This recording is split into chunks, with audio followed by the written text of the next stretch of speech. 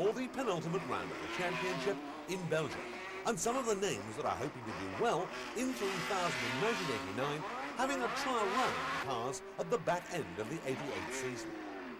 Martin Donnelly, very much a man to watch throughout practice at the top of his form and already being encouraged to think in terms of Formula One. Alongside him, Marc Blundell was the other man to watch, with Reynard and Lola, and then two more Lolas with Griard and Delatrese making up the top four. The Lola gap closing all the time on the Reynards. Alesi and Bernard next up, and Belmondo and Gasho making it an all Reynard next two rows. On then to the race. It was now a familiar sight to see Martin Donnelly lead the pack, and he did so once more into Stuart Bott. David Hunt made another spectacular exit from a Formula 3000 race after the gap between the pit wall and Perry McCarthy's Rolt became too narrow. At least he salvaged the steering wheel.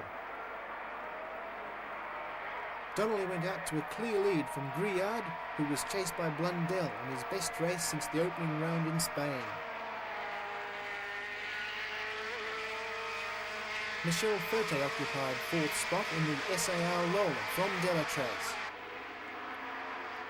Donnelly led the field through the Stuart Bott, ahead of Griard, closely followed by Blundell, Ferte and Delatrese. And Delatrese was trailing the car he once piloted, the number 36 car, now in the hands of Michel Ferte. Disaster for Donnelly, however, on lap 22 when his gearbox played up, and the battle was on between Griard and Blundell. Delatrese was now up to third from Foytek at this stage. Behind the Swiss driver Eric Bernard and Roberto Marino. Marino was short of the title. In third, Delatrese, the new red liveried Lola of Gregor Foytek. Behind him, Eric Bernard and Marino. There was nothing between the two Lola drivers in the lead though.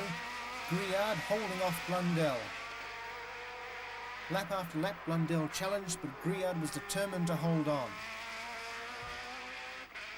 Delatrese had a lonely drive in third, but the battle was at the front, only tenths of a second between the two drivers.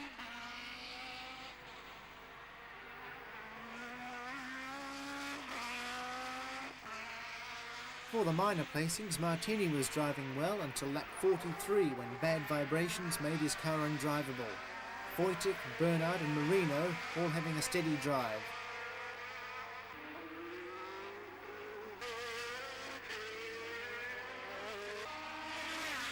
Griard was using all of the Zolder track to stay ahead of Blundell, and there were a few missed gear changes in the excitement.